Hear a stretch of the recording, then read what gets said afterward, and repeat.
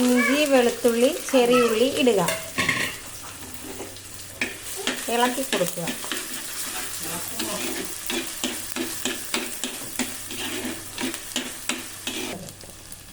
ഉപ്പിട്ട് കൊടുക്കുക.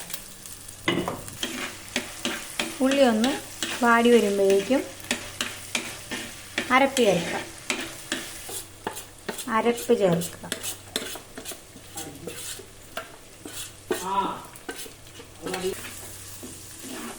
അരപ്പിൽ എന്തൊക്കെയാണ് ചേർത്തിരിക്കുന്നത്? മഞ്ഞൾ പൊടി, മല്ലിപ്പൊടി, കുരുമുളക് പൊടി, പെരുംജീരകം പൊടി, മുളക് പൊടി.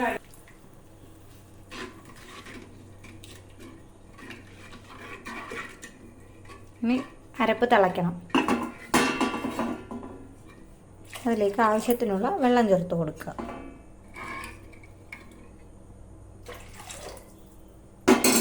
ഉടമ്പുളി ഇടുക.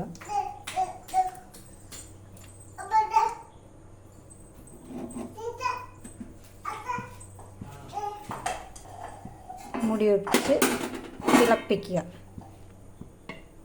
കറി തിളക്കുമ്പോഴേക്കും ചൊറകിടുക.